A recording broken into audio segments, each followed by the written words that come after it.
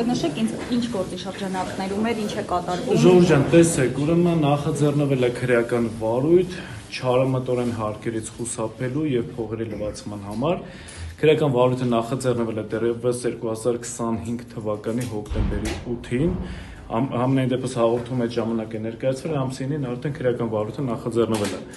Իսկ ֆիքսենք, որ քրեական վարույթը նախաձեռնելուց հետո միայն 4 ամիս անց որոշել են համապատասխան խուզարկություններ կատարել։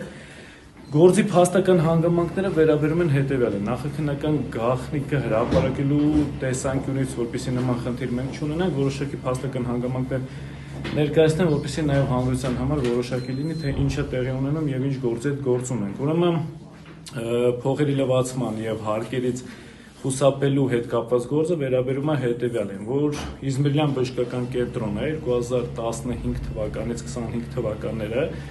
իր կարիքների համար ձեռք է բերել ապրանքներ, բժշկական պարագաներ, իբրև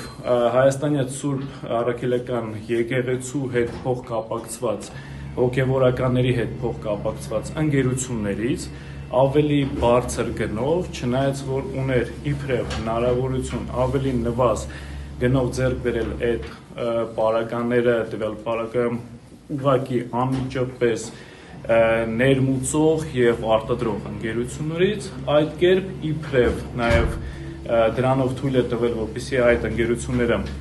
որոնք ունեն իբրև փոխկապակցվածություն Հայաստանյա Սուրբ Առաքելական եկեղեցու բարձրաստիճան հոգևորականների հետ իրենց համար առաջացրել են մեծ շահույթներ, այդ կերպ խուսափել են առանձնապես խոշոր չափերով հարկերից եւ արդյունքում որոշակի գործարքներ կատարելով իբրև լեգալիզացրել են համապատասխան դրամական միջոցները։ Այսինքն գործը բարձրաստիճան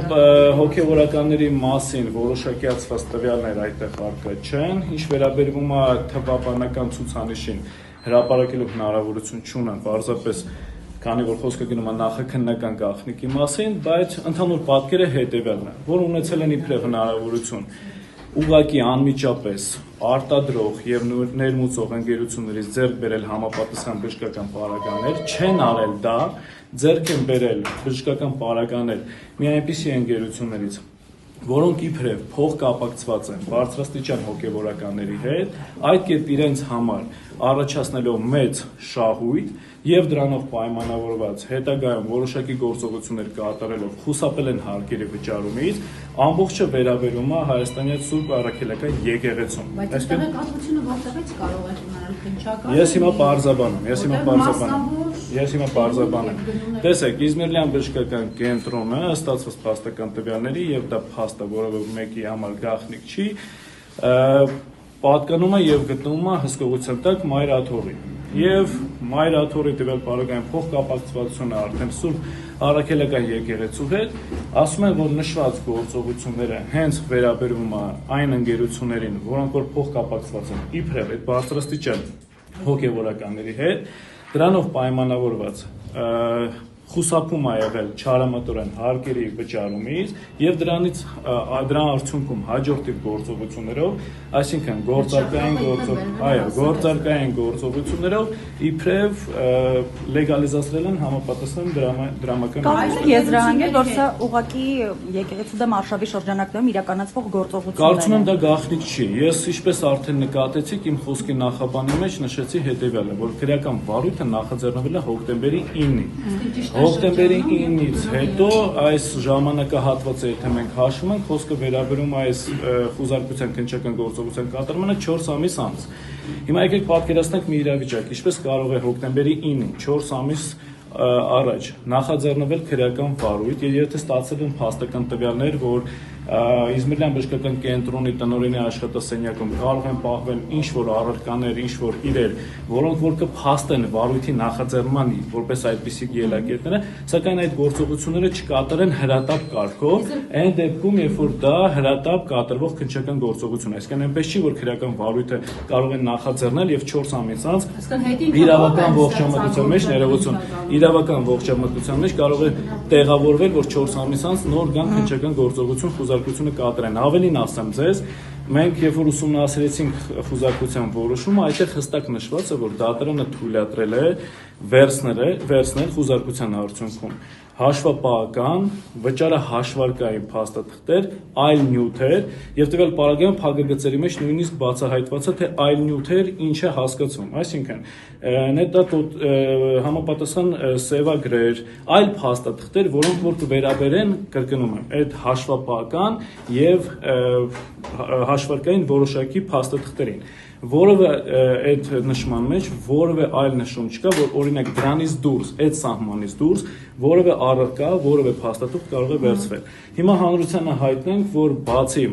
որոշակի փաստաթղթերից Արմեն Չարչյանի աշխատասենյակից վերցվել են նաև գումարներ, որոնք որ խուզարկության որոշմամբ առհասարակ որևէ նշում չկա, որ գումարներ վերցնելու վարույթ իրականացնող մարմինը որևէ իրավասությունը կամ հնարավորություն է ունեցել։ Այդ որոշման մեջ այդ փաստաթղթերի զա թույլատրվել է նաև վերցնել որոշակի էլեկտրոնային կրիչներ, էլեկտրոնիկայի հետ կապված որոշակի գադջետներ, բայց որևէ նշում առայն, որ այդտեղ հնարավորություն կա քննիչի համար վերցնել գումարային ինչ-որ միավորներ, իսկ գումարը գործարքի համար այսօր գումար է առավել, ճիշտ եմ հասկանում։ 15-ից 25 թվականների հետ կապված, այո, բայց մի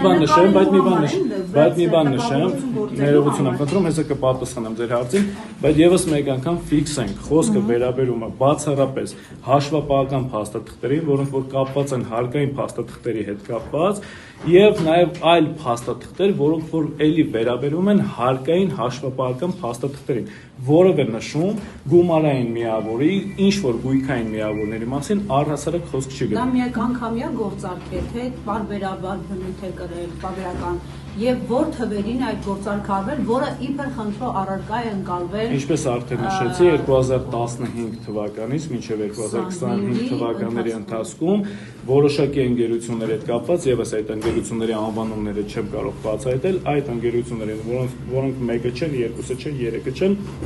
բազմաթիվ ընկերությունների հետ կապված կատարվել են գործարքների իմաստը վերաբերում է նրան, որ ձեռք են բերել համապատասխան բժշկական պարագաներ, որոնք իբրև կարող էր Իզմիրյան բժշկական կենտրոնը ավելի էժան գնով ձեռք բերել անմիջապես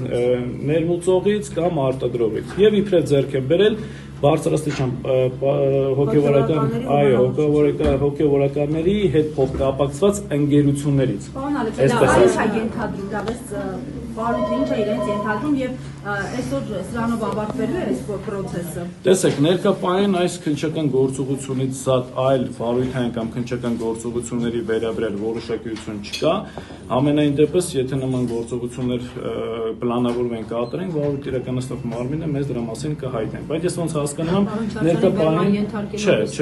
ներկայապայեն ոչ բերման ենթարկելու, ոչ ձերբակալելու ինչ որ ոչ նախադրյալներ կա, սկսենք դրանից։ Երկրորդ էլ որևէ նմանատիպ գործողություններ վարույթ իրականացնող մարմինը չի պլանավորում։ Հիմա վերադառնամ ձեր հարցին, թե ինչի հետ է կապված։ Ես իմ խոսքի նախապանի մեջ նշեցի, այս վարույթը նախաձեռնվել է դեռևս 4 ամիս առաջ։ Հարցը առաջանում, եթե 4 ամիս առաջ է նախաձեռնվել, ինչ որ նվազագույն տվյալներ այդ ժամանակ են ունեցել։ Պարզ տրամաբանությունը հուշում է, որ հենց այդ ժամանակ էլ որպես հրատապ կատարվող քննչական գործողություն, խուզարկություն, եթե դրա անհրաժեշտությունը կար, պետք է կատարեն հենց նույն օրը կամ հաջորդ օրը, բայց ոչ 4 ամիս անց։ Հիմա հարց կարծում եմ հրետորական, որն է դրա պատճառը, կարծում եմ բոլորը այդ պատասխանը շատ լավ գիտեն, որտեղ վերջի ժամանակահատվածում այնինչ տեղի է ունենում եկեղեցու շուրջ եւ մասնավորապես վեհապարի շուրջ, ես կարծում եմ բոլոր պատասխանները այս հարցի։ Այո։ Պարոն Ալեքսանդր, 4 ամիս առաջ եկասում նախաձեռնվել է վարույթը։ Պարոն Չարչյանը հրավիրվել է հարցակնության։ Բացարձակ մենք այս վարույթի գոյության մասին իմացել ենք այսօր, իմացել ենք այս վարույթային քննչական գործողության կատարման շրջանակներում մինչ այս պահը Արմեն Չարչյանը եւ Իզմիրյան բժշկական կենտրոնի որևէ աշխատակից, սկսած տնօրենից, փոխտնօրենից եւ վերջացած յուրաքանչյուր այլ աշխատակցի հետ կապված որևէ հրավեր վարույթ իրականացնող մարմին որևէ վարույթային գործողության բացարձակապես, ինչպես ձեր համար այս ամեն ինչը անակնկալ եղել, այնպես էլ մեր համար է։ Մեծաստիճան հոգևորականները, որ քիչ առաջ նշեցի, պարոն Ալեքսանդյան, իրենք հրավիրվել են հարցակնության կամ ինչ որ ձևով անցնում են այս բանը։ Տեսեք, այս զամբյուղի վերաբերյալ մեծ տեղեկություն առհասարակ հայտնի չի, որովհետև խուզարկության որոշման մեջ թեև բացահայտված են որոշակի փաստական հանգամանքներ, բայց նաև ես պատասխանելով սիրելի Սյուզիի հարցին, թե ինչ բարձրաստիճան հոգևորականների մասին է խոսքը գնում, առհասարակ դրա մասին որոշակիացված նյութ չկա։ Թե կոնկրետ X-ը, Y-ը անձը առհասարակ կանոն չկա։ Մենք չգիտենք, թե բարձրաստիճան հոգևորականը ով է կոնկրետ կամ ովքեր են, եթե իրանք մեկից ավել են եւ առհասարակ փոխկապակցվածություն ունեն թե ոչ։ Ես վստահ եմ, որ չունեն, բայց ավելին ձեզ ասեմ, այնիշ խուզարկության որոշման մեջ նշված է բացառապես օպերատիվ տեղեկությունների մակարդակում։ Մենք ֆիքսենք, որ օպերատիվ տեղեկությունները դատավարական իմաստով դրանք ապացուցողական զամբյուղ չեն, ապացուցողական որևէ նշանակություն չունեն, հետևաբար այս պայմաններում մենք ունենք պարզապես սնանկ փաստական տվյալների հետ գործ։